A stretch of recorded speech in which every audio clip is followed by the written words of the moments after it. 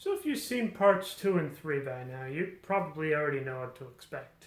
And if you're watching this one first, do yourself a favor and watch part 1 and 2 before doing this, because it's just going to seem really out of place and really confusing otherwise.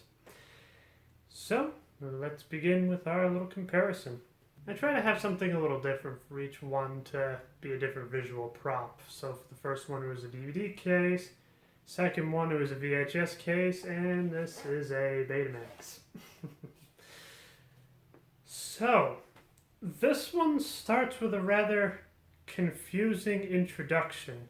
The screen is black except for a subtitle that says "The Day After Tomorrow." And then it proceeds to show the final moments John Galt was employed at the 20th Century Motor Company.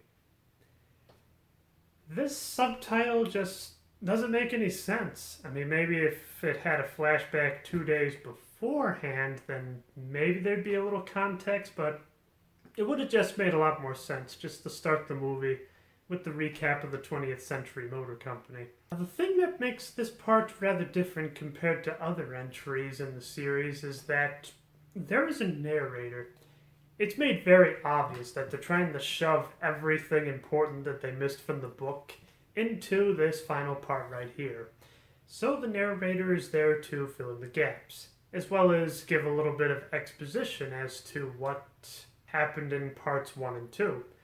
Something I felt was very much lacking from part 2, in all honesty. I will definitely admit, when I was reading the book, I not only pictured the 20th Century Motor Company to look a bit different, and I can't help thinking that John Galt himself is described as a rather small, blonde person.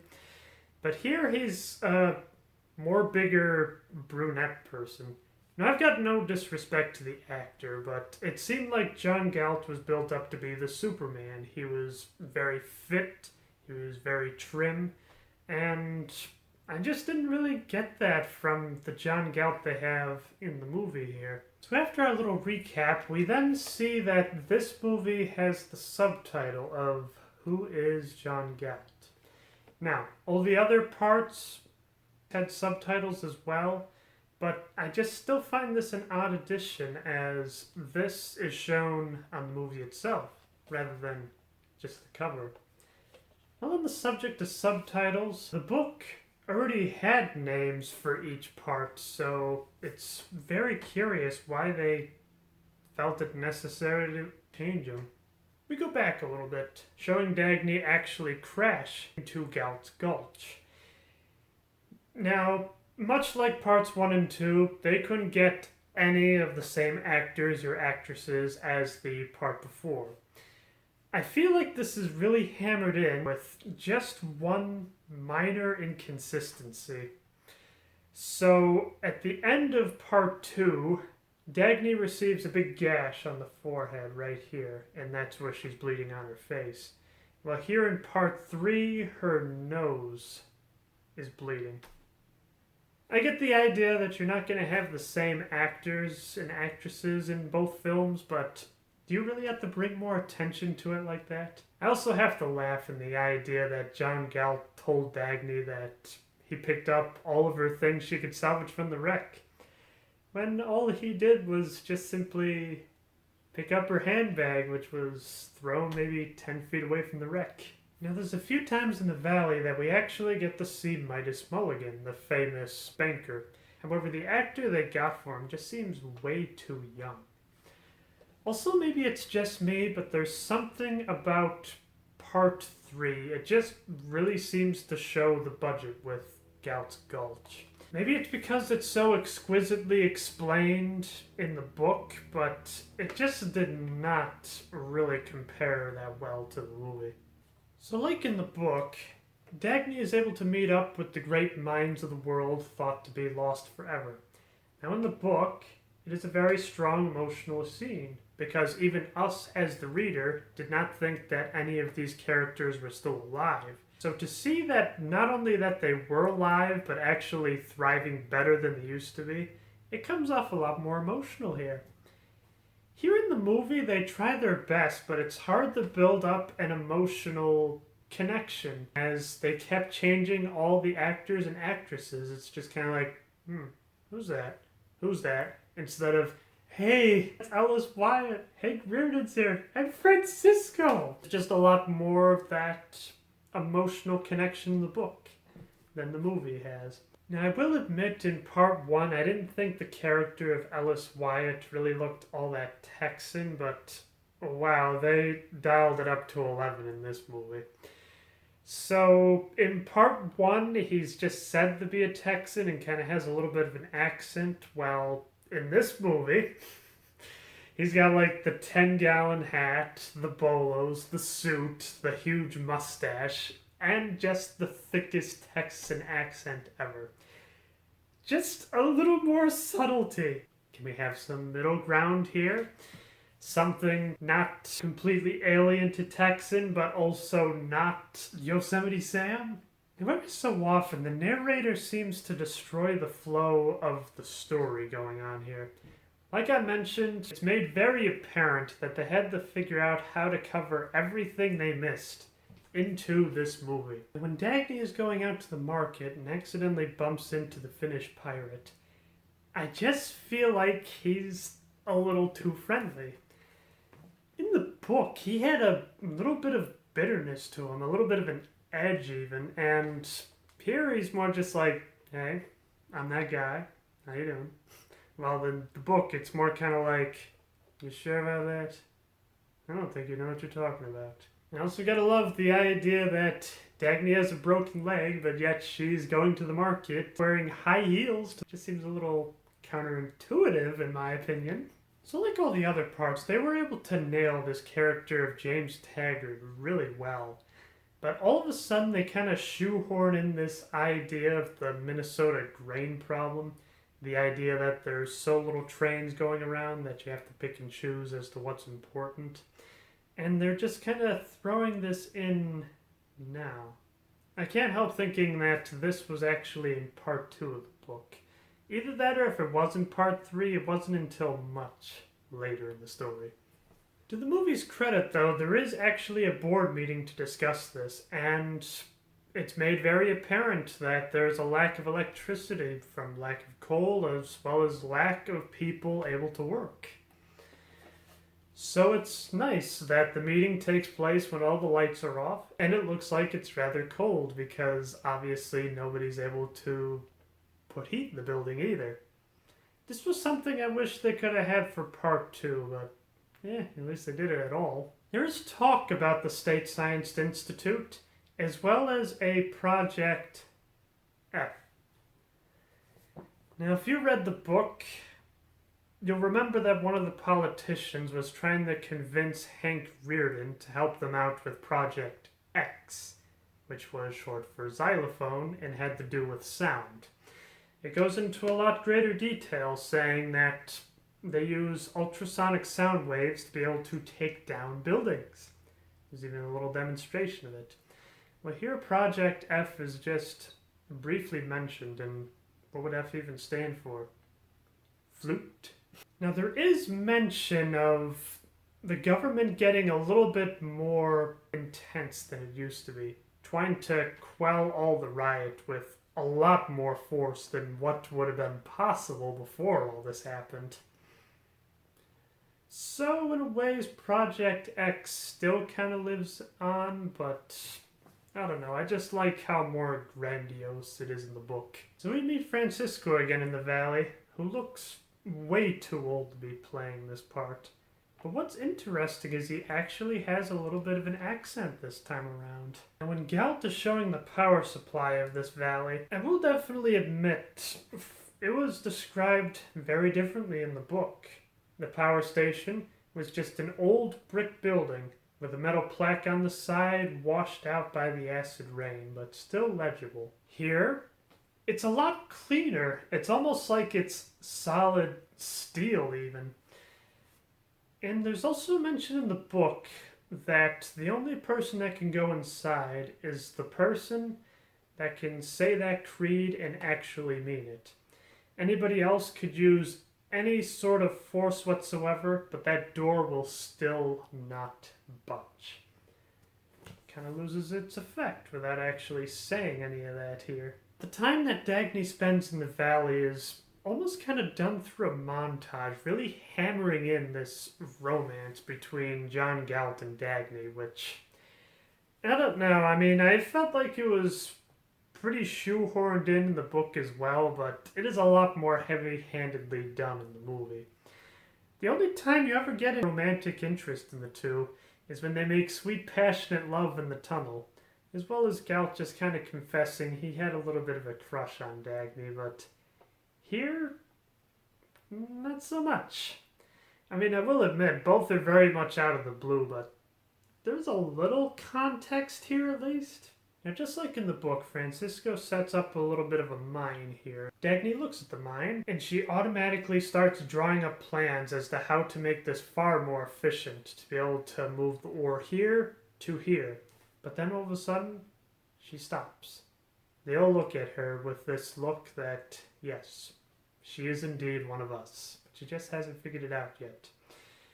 She's still dedicated to Taggart Transcontinental, and simply throws away the idea, saying, yeah, I'm going to throw away this just to set up a simple mining train. Now, while the montage cut out a bit of Dagny's time in the valley, what little they do show is actually pretty important. They really hammer in this idea that you should put yourself above others. This is at the core of At the Shrugged, as well as other Ein writings, as I'm starting to find. Midas does a really good job explaining all this. However, one thing that's a little disappointing is that in the book, Dr. Atkinson has a meeting with all three of his greatest pupils. It was amazing to see all four of these titans together once again. I know it's a rather subtle scene, but I don't know. I feel like there is just some very deep meaning there that is just completely thrown out the window. I think Reardon looks pretty good, although it is just weird that the narrator has to basically explain everything for a lack of being able to time everything out as well as tell a proper story. Now there is the scene where Reardon flies over the valley trying to search desperately for at least Dagny's corpse. But Dagny in the movie doesn't really seem as disturbed by this. In the book, she actually attempts to run after the plane, trying to wave it down. Here it's more like, a reminder of my last life. Yeah, well, I got work to do. Just like in the book, the month is up, and Dagny has to make a decision. Will she stay in the valley, or will she head back to the company?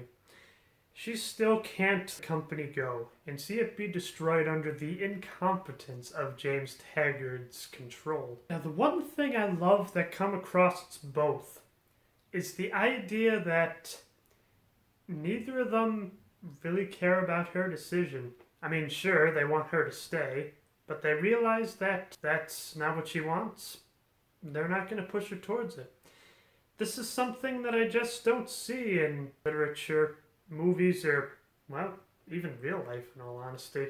It's refreshing, and it's happy to see that both are actually able to capture this. There's great fear about Galt going back to the real world for a time, and part of it is they actually know about the weapon. In the book, there is no mention of this weapon in the valley, but it's not until Dagny gets back into the real world you start to get more of the details. But just like in the book, the main reason they're worried about Galt going back is that either the people that can't stand his ideals are going to kill him, or that they're going to be down a leader that can lead this strike properly. I find it a little disappointing that when she is taken back into the real world, John Galt doesn't use his awesome souped-up jet that was in Part 2. Rather, they go for a jet that is just salt in the wound. It is the perfect period timepiece for if the movie was set in the 1950s. Like it should be. Now when Dagny is dropped off outside of the valley, I still find it weird that she goes by train rather than by plane. In the book, when she goes by plane back to New York City, she actually gets a bit of a newspaper clipping saying that Dagny was missing and presumed dead by James Taggart, as well as Hank Reardon, who still gives up this desperate search to try to find her. They also cut out the famous assault on Reardon Metal. Like, are you kidding me? This was a really big section of the book, and quite frankly, I really wanted to see this put to cinema. But anyway, just as a bit of a recap. So, things are desperate, and with Dagny gone, Reardon is really the only one that can actually have some semblance of putting the country back together. Several senators invite them to a rather lavish hotel. Well, not really so lavish since it's in the dark at about 57 degrees. But all the same, he decides to go to the meeting just to see what they have to offer him. To which Reardon states, just create a new system, and they say they can't do that. Then we have nothing to talk about, and just leaves. All the senators try their best to grab onto him and hold him there. It's very apparent that they want him there for a very specific amount of time. But obviously Hank goes, and the senators are just kind of nervous about this. He drives back to the steel mill, only to find the battered remains of his Washington contact there in the road. He's in very rough shape, but he is actually able to explain to Hank what happened. So apparently the senators called him the other day, and they want to stage a fake riot at the company.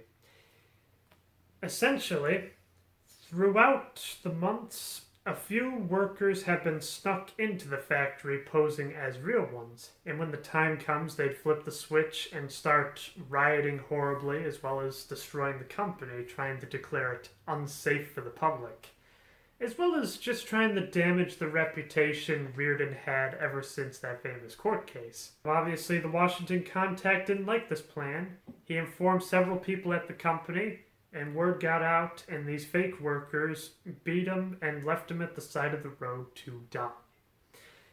In hearing this news, Hank drives quickly back to the steel mill to find that it's practically on fire with how much conflict there is. Luckily, the people on the inside were able to lock out all the fake workers trying to pretend that they're going to get injured from this horrible raid. But probably the most interesting feature is that on the roof of the building is an employee that has 2 Thompsons in each hand and is picking off everybody coming in with the skill of a marksman. The battle is intense, and the steel mill is won, but unfortunately at the loss of the poor Washington guy. At the end of it, Hank basically says, you know what? It's not worth it anymore. To which the one person on the top of the roof comes in saying he wants to speak to him. Hank immediately recognizes him as Francisco. To which Francisco gives his great speech that he gave to all the great thinkers of the country, basically saying there's a place where you don't have to put up with any of this garbage any longer. And then he leaves. All you get in the movie is that he left. That's it. Also, the scientist that made Project F is now British. Seems like they just couldn't nail the nationality right. In the first movie, it seemed like he was Indian. Second one, he's not even in. And then part 3, he's British. Well, I mean, the actor's fine. And he's also able to portray this conflict between wanting to be a good person, but also needing funding to be able to do his research. He can't stand the idea of what Project F will potentially be used for, but he signs it away because he does not want to lose his job to such powerful senators. It's almost a bit of a juxtaposition in the idea that Eddie is very much the same way. The idea that he just doesn't want to pick a side. So when Dagny comes back, Obviously, James is not very happy to see her at all, but he knows that she's the only one that can actually do anything in the company, so she just has to be there. Now, I do love how they introduce Cuffy Miggs. So James has to explain to Dagny that the railroad line has been nationalized, and that Cuffy is the one that actually makes the decisions, but you have to sign off on them. Just like in the book, she can't stand this and lets Cuffy know his place. However, like both, he knows that he's really the one in charge since he's the one that can just destroy the railroad whenever he wants to. The first big thing is the grain that I mentioned earlier. He figures it's just not worth the time. This train has to go to a senator that has to give a speech somewhere instead. To which Dagny says, "You will kill thousands of people for this." To which the senator just goes, "I don't care." It's like in the book. They were able to nail that oily sliminess of these characters. It's fantastic. In fact, just like in the book, there is a phone call Dagny receives basically saying there is going to be an accident because nobody's able to pick up this grain. And thus, she is able to get the forward that something horrible is going to happen, but yet is unable to prevent anything. I do like how in the movie, as the situation gets far worse, you'll notice that the map showing all of the branch lines is getting far more deteriorated and far more simple, really showing the decaying state of the nation at this point.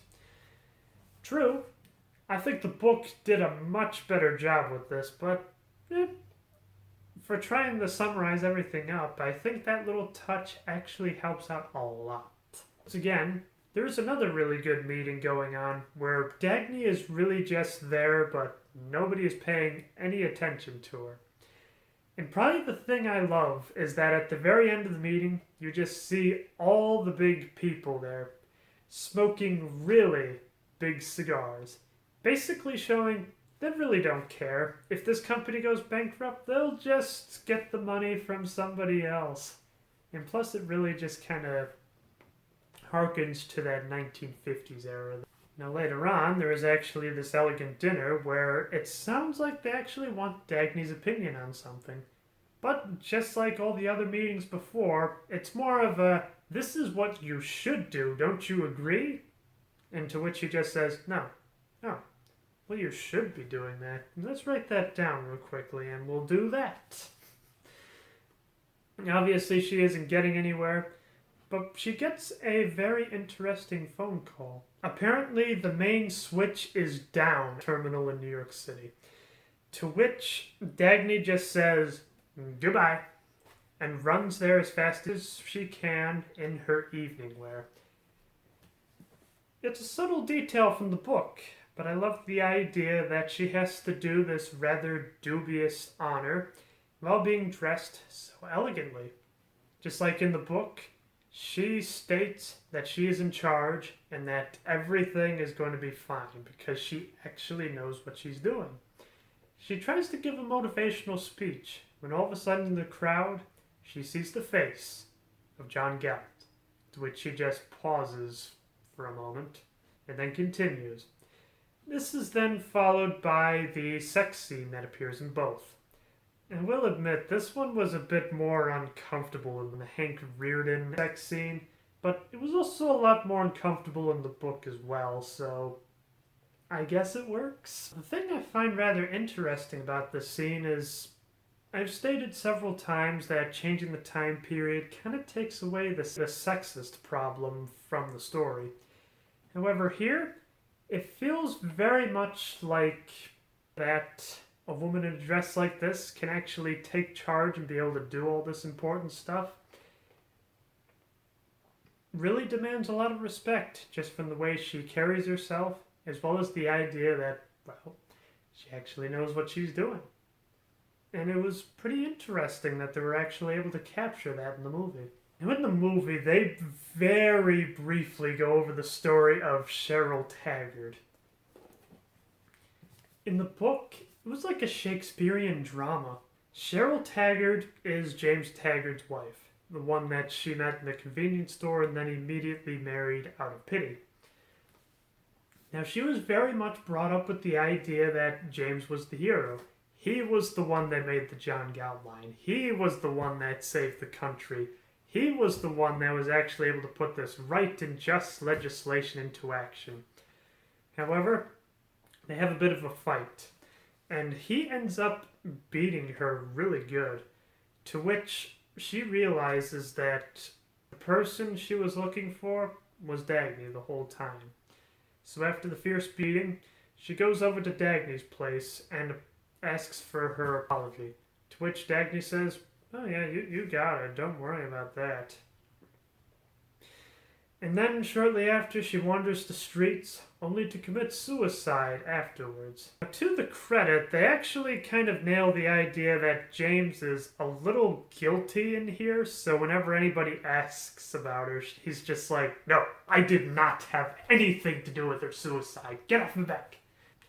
But at the same time, there isn't just that same emotional weight, because all you really get is, yes, she committed suicide. How? Okay, there's a little flashback. James was a little rough to her. And Dagny forgave her. Why did she commit suicide again? Oh, yeah! Oh man, I just realized that they cut another really amazing scene out of the movie. So in parts 1 and 2, they were finally able to get Hank to sign over his formula for Reardon metal after blackmailing him with the idea that they'll destroy Dagny's reputation with evidence they have on him. To which he signs for her sake, not for his. Now in the book, Dagny is forced to give an interview that she doesn't want to do, but James is using a bit of blackmail over her, so she has to do it. However, she takes this interview as a way to get a little revenge. So right at the beginning of the interview, she said, "Yes, I slept with Hank Reardon." And this is the reason that he signed over his Reardon medal. And the interviewer is just kind of like, "Okay, I'm not sure why that's important, but alright." And then you just slowly see James in the background just going, "You can't do that! You're destroying our plans!" But probably the best part of the book is that she is able to hammer in one last good jab at how stupid this new system is, and then all of a sudden the lights magically goes out and the broadcast is cut short, to which she goes running away. Just like that assault on Reardon's steel mill, I really wanted to see this. They do make up for it a little bit, and the idea that they're for Thompson's State of the Country address. Well, probably State of the Union, I guess, but I think that's more for presidents. But I digress. Thompson basically is going on there to say how great and just this system is, and that all the horrible things going on in the country is just rumors going on. But right as the broadcast starts, it is hijacked by John Galt, who then goes through his famous speech. Now, I do like the idea that as the speech is going on, it's going through all corners of the country, the back alleys, the kitchens, the prisons, the bars, everywhere. All of them are listening very intently and going, "This guy actually makes sense." Now, like I said after reading this speech in the book, it's a slog to get through reading it. But it's actually pretty impressive to see somebody give the speech in real life. Now, obviously, Galt does not give the whole speech. In fact, let me just put it into perspective for you, so you see how thick the book is. This much of it is the famous John Galt speech. I'm not gonna lie, while I read it from beginning to end, I was very much skimming it, because this is just ridiculous. It starts at 1009 and ends at 1069.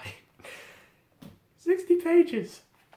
So if somebody were to actually speak that whole speech, it would take up at least a half hour. Of course, still a lot shorter than Ein, who allegedly took 2 years to write this speech. Now, after a stunt like that, there is an intense bounty put on John Galt, not only to save the country, but possibly to kill him. Another final step they have is they put a tail on Dagny.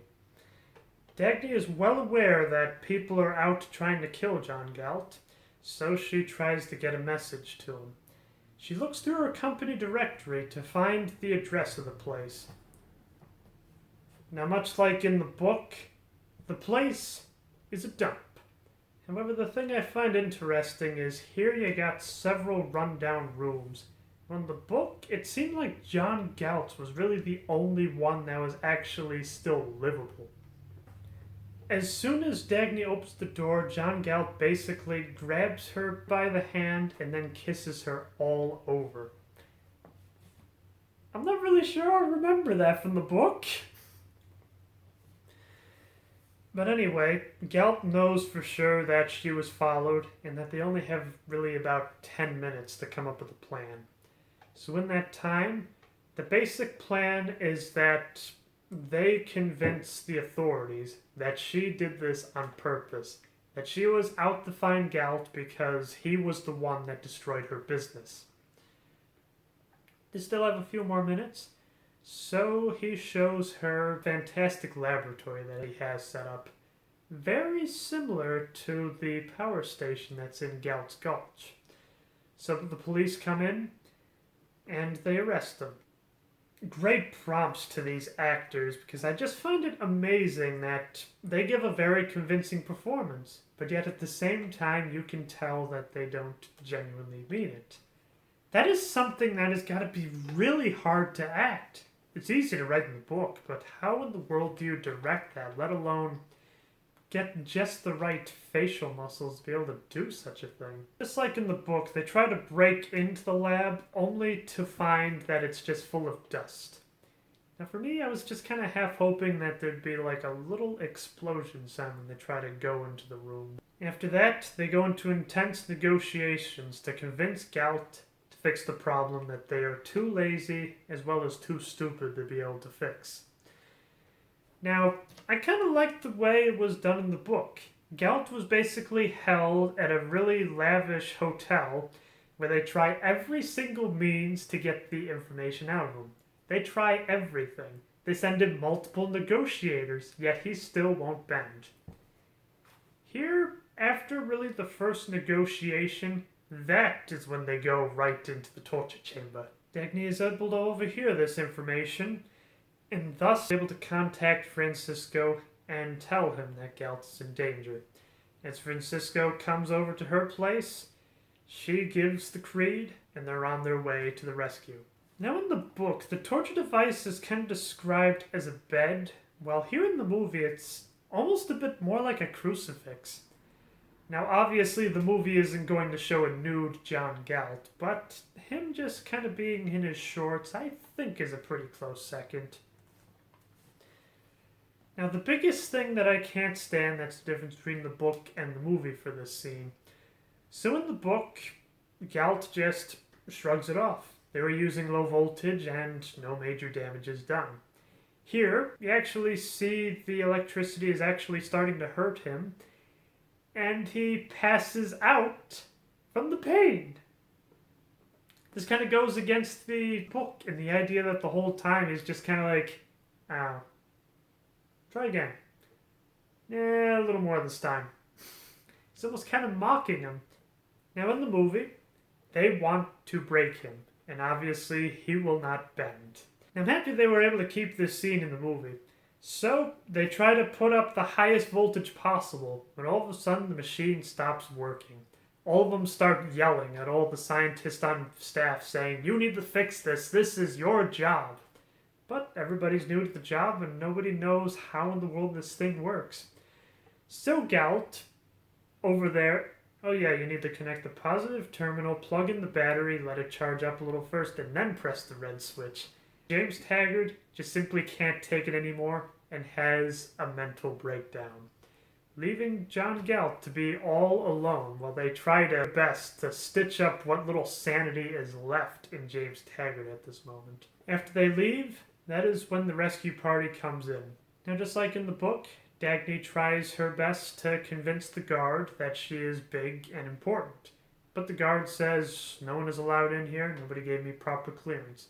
To which she just pulls out a gun and says, you have to the count of 3 to let me in, otherwise I'll shoot you. Lady, I don't have the authority to be able to do this. 1, no, I have to check in with my supervisor right away. 2, and I need to, 3. And then she drops him like a bag of dirt. The Finnish pirate and Francisco take the body, and they pull it away. And there, they are able to find John Galt. His heart stopped beating, and apparently Dagny was the only one that can bring him back. Once again, goes against the idea that this man knows everything about electricity, as well as has high tolerance for it. He is revived and taken back to the valley. Now, there is a bit of radio communication saying that he is safe, to which Galt is saying, who all is on that line? Of course, he's like exhausted, just coming back from the dead, so he's like, who all is there? To which the Finnish pirate says, everybody. Personally, I liked it how it was done in the book much better. As their helicopter is flying away, they are then followed by a fleet of about 50 behind them. They weren't sure if they were going to be able to get him out all in one shot, so the whole valley came in to rescue him. The helicopter flies out over New York City, and all the lights go out for one last time. And it fades to black, where we hear an excerpt of John Galt's speech, basically saying, this is not the end, but the beginning. Now, I do like the idea that they don't necessarily end the story. The way it happened in the book is everybody made it back to the valley, to which John Galt stares off dramatically into the distance and says, it's time. In the book, it was more like, this movement is going to save the country, rather than here in the movie where it's more, you are the one responsible to make sure that this doesn't happen. So it's kind of interesting how they changed it up a little bit there. But one other thing, I was very sad to see it cut from the movie here. In the book, Eddie is trying his best to get at least one train running. And he's sitting there making sure that everything goes fine. When all of a sudden, the train stops. On the side of it is a tribe. Essentially, the government has no control over anything anymore, and tribes have come up, basically just trying to fend for themselves, trying to take care of each other. Everybody on the train goes with the tribe, except for Eddie, like the good captain going down with the ship. He looks at the engine, and he kicks it really hard in hope that it'll start running again. Seeing that it doesn't work, he goes to the ground on his knees, and that is all we see. And I feel like it would have just been perfect to see in cinema. All in all, I'd say this film is a lot like a mustard seed. I can see great potential. But as it is now, it just needs a lot more time to grow, to develop. But I can see the great potential that these movies had. I would love to see a more accurate rendition of the book. Each part being about, say, 2.5 hours long. Let the setting be in the 1950s. You gotta show people smoking. You gotta have Art Deco in there. You gotta have the classic cars. You gotta have the idea that Dagny being the CEO of the company being a big deal. That just does not come across when you make the story take place in 2016. But really the biggest thing is, you gotta be able to have actors that can actually act throughout all 3 of the movies. In the book, you actually have time to like the characters more because they're consistent. You can get into their mindset. You can maybe even relate to them. But when you keep changing actors from part to part, it's really hard to not only relate to them, but form any sort of connection whatsoever. In fact, that great reunion in Galt's Gulch, it's pretty much gone because it's like, oh, well, who's this guy now? Who's that guy? Rather than the idea of seeing all these familiar faces and realizing that they're not dead. How did this happen? And that is another thing from the book as well that I'm not really sure was conveyed in the movies at all. Is this great overarching mystery? Where are all these people going? What is so important that all these people would just get up and leave? Is John Galt actually a person? In fact, there's even little hints here about who John Galt is. All these fantastic stories. So when you actually get to the point where you can see John Galt, it's amazing to see that all of them are true. But probably the biggest thing that the movie needs in order to create a more accurate rendition of the book is just a major studio backing it. I can maybe see Warner Brothers doing a pretty good rendition of it. However, I'm not holding my breath. It seems like in this day and age, it's a humble worker trying to take on the big business, rather than the other way around with the big business trying to take on a humble employee. Granted, that's a very basic interpretation of the book, but that's probably one of the major reasons why a professional movie of this will never happen, and why the book is so controversial even to this day. In short, the book is better. But I will agree that these movies are actually a pretty good attempt to put the book onto the big screen. There are some scenes throughout the movies that are just perfect. And then there are other scenes that are just like, why did you take that out? Or why did you change that? So if you don't have time for the book, I'd say the movies are actually a pretty good substitute. That way you'd only have to spend maybe roughly 5 hours watching all of it to get the whole story. Rather than, well, I'm not going to lie, I plowed through this book and it still took me about 3 months to complete. And another good use for these movies as well is if you wanted to reacquaint yourself with the story, but once again did not have the time to be able to read it all over again, the movies are very good at that as well. Out of all 3 parts, I think part 2 was really the best. There was a lot more time there to devote to the characters. I feel like there was also a bit more money put into it because the production value just felt at an all-time high when you were at part 2. Part 3, it felt more like, oh, part 2 didn't do very well, but we gotta finish part 3 now, so we'll do whatever we can. We'll have a narrator do the complicated sections, as well as to fill in the blanks that we couldn't actually do to make a proper part 3. One last thing to mention is the musical score. It gets the job done. It is able to create emotion where it needs it. It's able to fill in the silence. And it's not overbearing. I'm not a critic when it comes to music, so I really can't say what's good and what's bad. I could probably tell you what's really good and what's really bad, but what's okay, don't look at me. I'm not an expert. Well, I think that's about it, really. I may do a comparison video later when I finish The Fountainhead, as well as watch the Gary Cooper movie. But until then, I hope you rather enjoyed this little comparison. And if nothing else, I was maybe able to fill a little niche in there.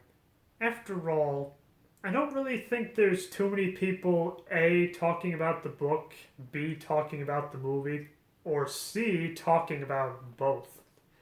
The book is very intimidating, and rightly so. And the movies were not really done by any major studio, so only like independent film watchers are really gonna see it. I'm not even sure if it even got a theatrical release, in all honesty. So I hope I was able to fill in that little niche there. Until next time, keep having fun.